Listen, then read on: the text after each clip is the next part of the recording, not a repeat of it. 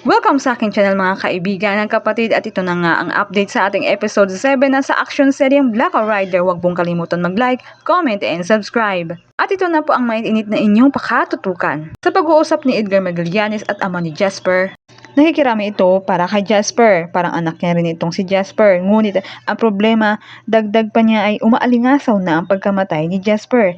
Iniimbestiga na ng mga pulis kung sino si Jasper at kalat na rin yung nangyari sa bar. Magpapaliwanag pa sana itong ama ni Jasper, ngunit bigla siyang sinampal ni Edgar ng baril at natumba ito. At nagkatutukan ng mga baril ang mga bawat grupo. Habang nakandosa itong ama ni Jasper sa sahig ay tinutukan ito ng baril ni Edgardo at binantaan pa na kapag sila'y sumabit ay isusunod niya sa anak nito. Sa pag-uusap ni Senador William at Shasha at ama ni Jasper ay ginawa ng paraan ni William para pagtakpan ang pagkamatay ni Jasper. Iniba nito ang kwento sa pagkamatay ni Jasper para maprotektahan ang pinagkakaingatan nilang sekreto dahil kung babagsak sa taas ay ikababagsak rin nila ito. Kaya kailangan raw kahit anong mangyari ay hindi pwede malaman ng publiko ang tungkol sa Golden Scorpion. Sa sementeryo, naroon nag-uusap sina Elias, Oka at Miguelito sa puntod ng mag-ina ni Elias.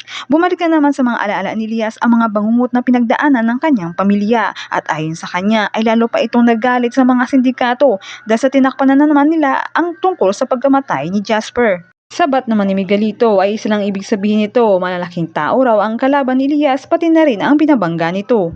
Matapang na sagot ni Elias na wala siyang pakialam ayon sa kanya kahit gaano pa kalaking pader ito ay nakahanda raw ito para gibain. Natanong naman ni Oka kay Elias kung saan ito magsisimula at ano ang gagawin nito. Yan lamang po mga kaibigan kapatid at pakakaabangan ng mga sumusunod na pangyayari. Maraming salamat po sa panonood.